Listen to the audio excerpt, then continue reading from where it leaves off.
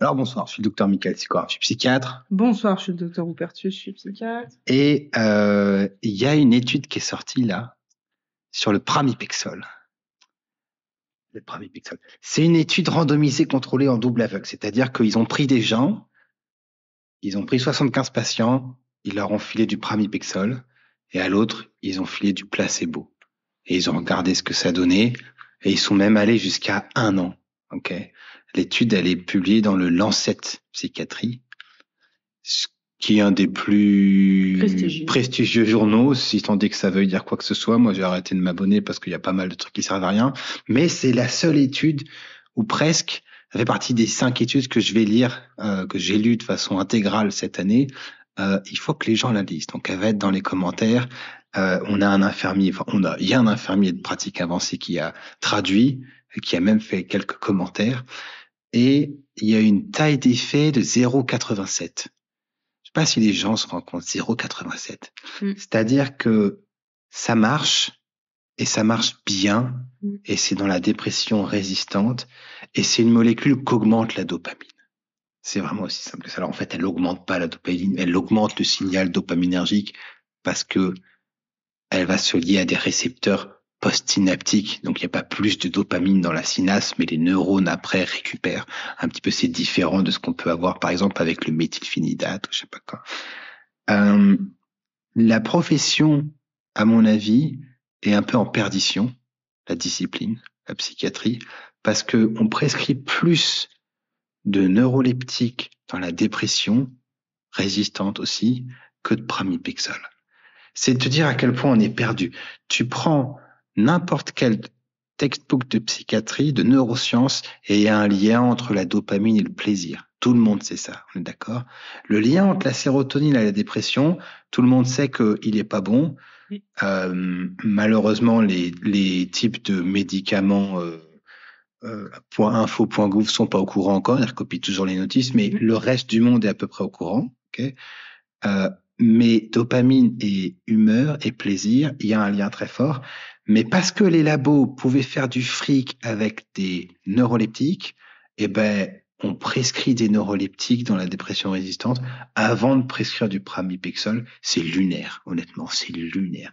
On prescrit des neuroleptiques avant de prescrire des IMAO, qui sont des imiteurs de la monoamine oxydase, qui vont augmenter le signal dopaminergique aussi. Enfin, c'est honnêtement un truc de dingue. Si un jour je fais une dépression sévère et qu'il n'y a plus de kétiapine parce que c'est en rupture, je sais pas, donne-moi du pramipexole, s'il te plaît, écris-le dans mon testament. Et donc là, il y a une étude dans un journal prestigieux, machin, et ça marche. Et donc, c'est important que les psychiatres lisent l'étude. Il y a des limites à l'étude, hein, on va les commenter sur le Substack et tout. C'est important que les patients lisent l'étude aussi. Et ce serait pas mal qu'on arrive petit à petit, pas nous, hein, mais que la profession petit à petit arrive à se mettre un petit peu plus en ordre et prescrive selon les données qu'on a qui sont assez indiscutable et moins sur des études faites par le labo. Là, c'est une vieille molécule, hein, le pramipexole, c'est un vieux machin. En fait, ce qui s'est passé, c'est que c'est sorti et ça a été utilisé dans la maladie de Parkinson, parce que la maladie de Parkinson, il y a des noyaux, des neurones dopaminergiques qui dégénèrent, qui meurent, et donc ça manque de dopamine, grosso modo, et on augmente la dopamine. Et après, les gens se sont rendus compte que, aïe, aïe, ça marche sur l'humeur aussi. Ils ont fait les études. Et puis, en fait, le médicament est tombé dans le milieu générique. Et donc, il n'y avait pas de fric à se faire. Et du coup, le labo a dit, je me casse. Et c'est juste ça qui fait qu'il n'y a pas marqué dépression pour le pramipexole dans le Vital. C'est que du pognon. Ça n'est que du pognon. Donc, c'est assez tragique que la Sécu, par exemple, ne rembourse que selon les motivations financières des laboratoires. C'est du business. Il faut vraiment faire la différence entre le business et la science. Et dans le Vidal, c'est du business. Ça n'est que ça. Donc là, il y a un bon exemple d'étude que vous pouvez. Elle est traduite en français parce que je sais qu'il y a par exemple des pharmaciens ou des médecins conseils qui lisent pas l'anglais. Mais là, elle est traduite. Il y a quelqu'un qui l'a traduite. Donc il n'y a absolument aucune excuse. Honnêtement, il n'y a aucune excuse. En plus, ils ont un petit peu un protocole d'homme parce qu'ils vont à 2,5 mg assez rapidement, ce qui honnêtement se fait pas trop en pratique. En tout cas, moi, je fais pas à cette vitesse-là. Mais donc voilà, donc il y a des gens qui tolèrent moins bien. Il y a un patient sur 4 qui s'améliore. Alors, faut traiter 4 patients pour qu'il y en ait un qui s'améliore. ça fait un NNT à 4. Et donc, c'est mieux que pas mal de neuroleptiques dans la dépression restante. Il y a une taille d'effet de 0,87, alors que les neuroleptiques, on est plutôt à 0,30. Et en fait, c'est surtout porté par le fait que quand tu es sous neuroleptique, tu dors pas mal. Okay, donc, il faut tester, honnêtement. C'est pas compliqué. Et ça me fait penser que il y a ma femme qui a lu le bouquin de Monsieur Domoran, qui est bien ou pas? Ouais, bon, c'est bien. Elle a trouvé ça bien. Et moi, je suis tombé juste sur la fin. Moi, je suis un vrai TDAH. Donc, je commence par la fin et je suis tombé juste sur la fin. Non, tu m'as dit, pardon. Tu m'as dit. Oui, je suis romancé. Oui, hein. J'ai inventé complètement. C'est que je suis TDAH aussi. Oui. Tu sais je suis tombé sur un type sur Twitter. Sur Twitter, il y a tout. Il y a des gens qui t'insultent parce que tu es psychiatre. Ouais. Et ils disent, les psychiatres veulent tuer tout le monde et tout. Enfin, ok. Les psychiatres veulent prescrire et tout. Ok. Et le gars, il dit, toute l'addiction, toute la discipline addictologique est fausse parce qu'on ne cherche pas le bon truc. L'addiction, c'est des problématiques d'attachement avec les parents dans l'enfance. Et moi, je fais, putain, la vache, j'ai des problématiques d'addiction légères. Hein. S'il y a des médecins conseils qui me regardent, c'est léger. C'est bon. Oui, et puis c'est pas substance. C'est bon. Et je dis, c'est pas substance. L'addiction aux jeux vidéo, principalement.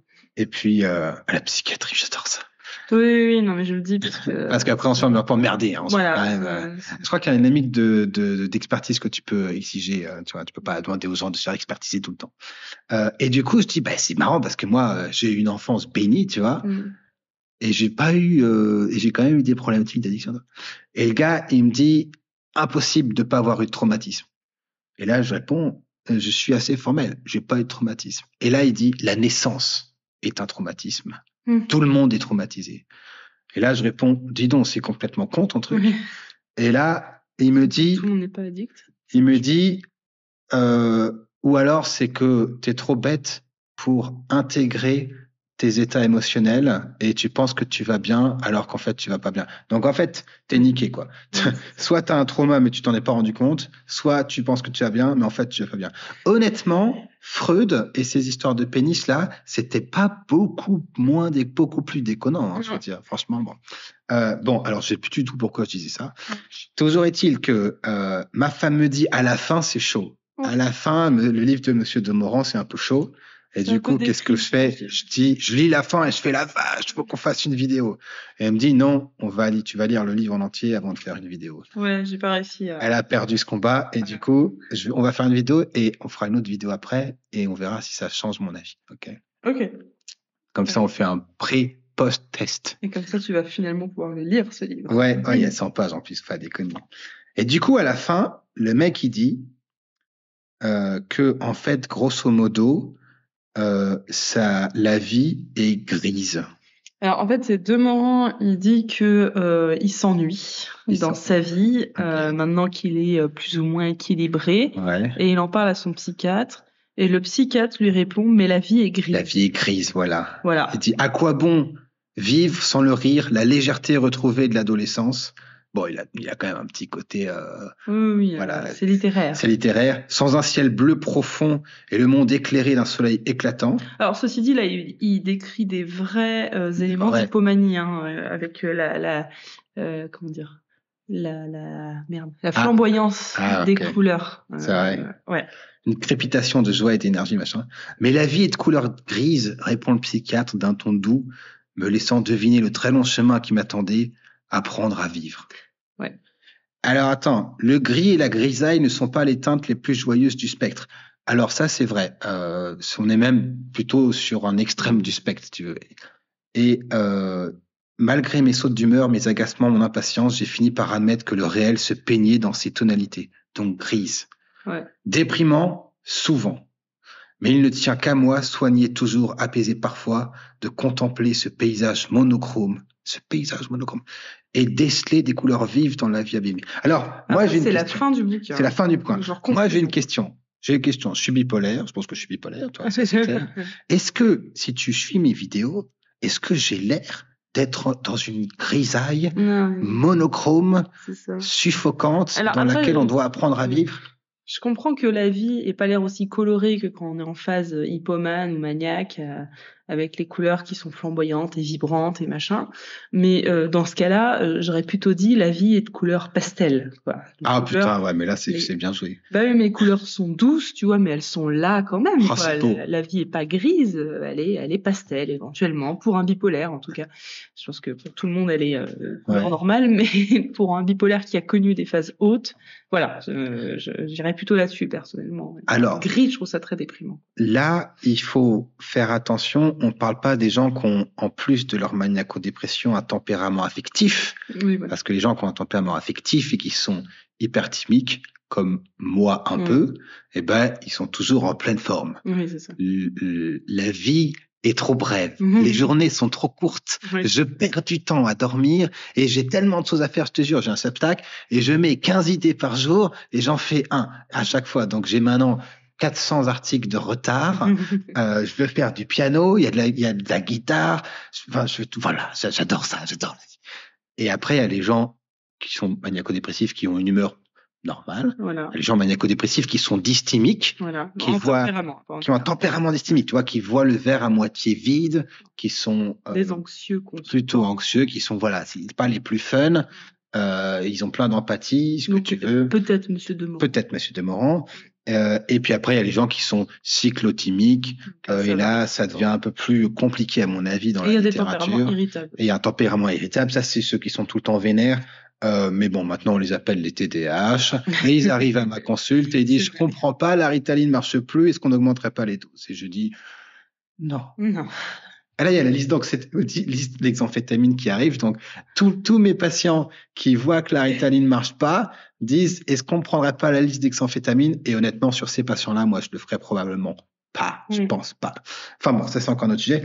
Mais du coup, mon expérience, qui n'est que mon expérience, il n'y a pas d'études, c'est un faible niveau de preuve, c'est que je n'ai jamais rencontré un bipolaire. Je te parle pas pour Monsieur Demorand, on est d'accord, m'envoyez pas les avocats ou derrière là.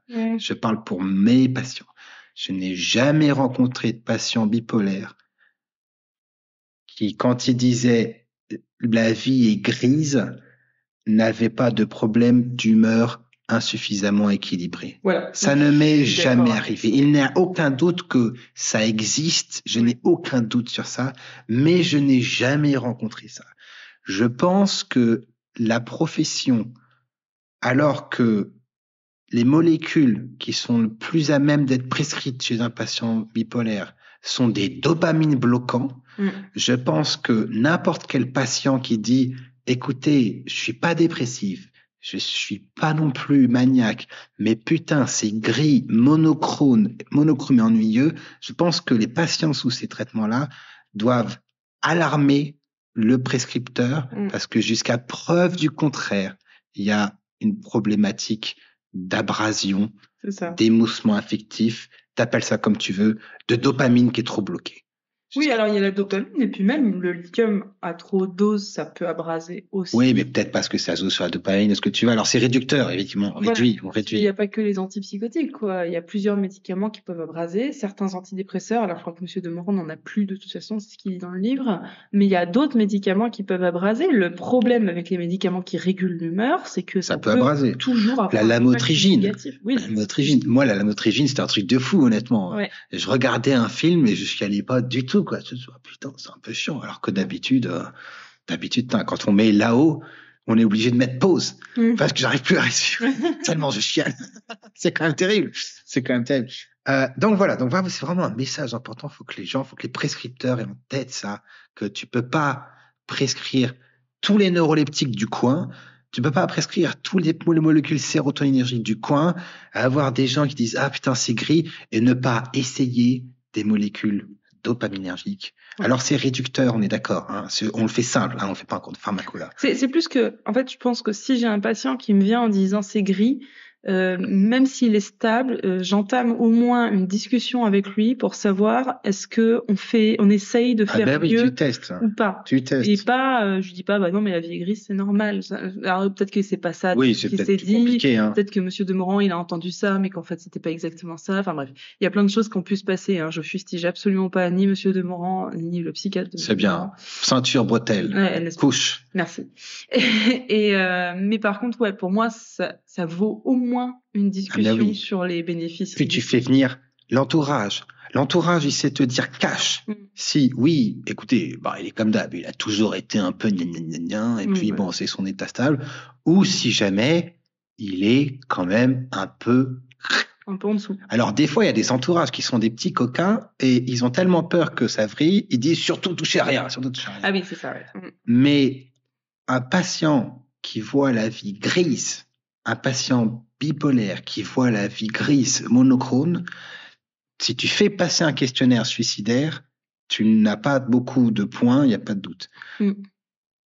Je pense pas que ce soit d'excellents pronostics de façon générale. Quand c'est gris, c'est pas bon. Honnêtement, c'est vraiment pas bon. Et alors, honnêtement, moi, ça me flingue le moral. J'ai même pas envie de lire le bouquin. Si la suite, c'est, je prends des médocs, maintenant c'est gris, je dois apprendre à me satisfaire de ça. Mais moi, honnêtement, c'est pas des soins palliatifs, la psychiatrie. Alors, bien sûr, si tu as arrêté tes médicaments 45 fois, que tu tournes à la coke, à l'alcool, que tu t'es fait taper dessus et que tu vis dans la rue, le pronostic est plus réservé. On est d'accord. Mais en moyenne, c'est pas des soins palliatifs.